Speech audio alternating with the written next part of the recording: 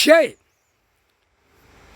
மது போதையால் பிரமா பேசுகிறப்பா மது போதையால் பூமி விவசாயத்தை அழிச்சு வச்சுருக்கான். மது போதையால் 1888 சேட்டு அதில் இருக்குது. மது போதையால் குடிச்சிட்டு வருவான், குடிச்சிட்டு வண்டியை ஓட்டுவான், குடிச்சிட்டு இடிப்பான், குடிச்சிட்டு வாய்க்கா வரப்பெல்லாம் அழிப்பான், குடிச்சிட்டு வந்து பூரா தண்ணியில் உடச்சி விட, குடிச்சிட்டு வந்து பாட்டில் 100 பாட்டில் 50 பாட்டில் விவசாயத்தில் உடச்சி அங்கே எரிப்பான்.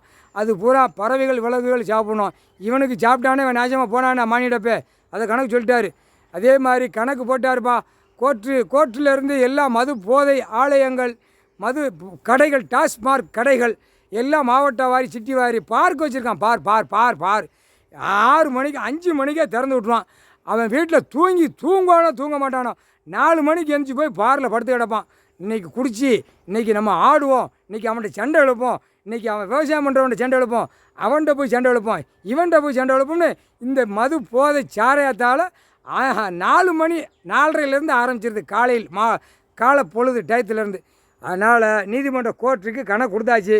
நீதி அரசர் கணக்கு கொடுத்துட்டாரு. ஐயா சீக்கிரமாக பூட்டிடுங்கப்பா, வழக்கு ஓடுது.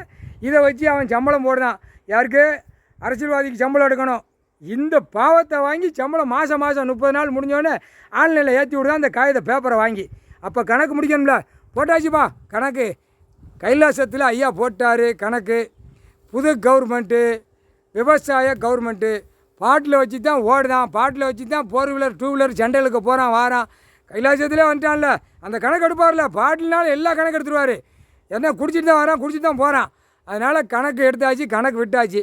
டாஸ்மார்க் உள்ள கடையை சீல் அடிச்சிருங்க.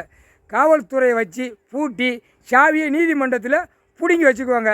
அப்பப்போ 30 நாளைக்கு ஒருக்கா, 15 நாளைக்கு ஒருக்கா கோர்ட்டிலேருந்து மது போதை கடைகளை செக் பண்ணிக்குவாங்க. ஆலயத்தையும் செக் பண்ணிக்குவாங்க. 10 நாளைக்கு ஒருக்கா, இல்லை ஒரு வாரத்துக்கு ஒருக்கா. இல்லைன்னா அதுலேயும் கள்ளத்தனம் பண்ணுவான். இந்த அரசியல்வாதி கவடத்தனம் பண்ணுவான், புரியுதா? அதனால் இதில் விற்று கண்டு நல்லா தின்னு கண்டவங்க, தின்னு சொகுசாக வீடு மாளிகை பல கோடி வெளிநாடு உள்நாடு வாங்கி போட்டு குளிர் காஞ்சவங்க இந்த பேப்பருக்கு, புரியுதா? அதனால் கிளியராக கணக்கு வச்சுக்கோங்க. கணக்கு கொடுத்தாச்சு.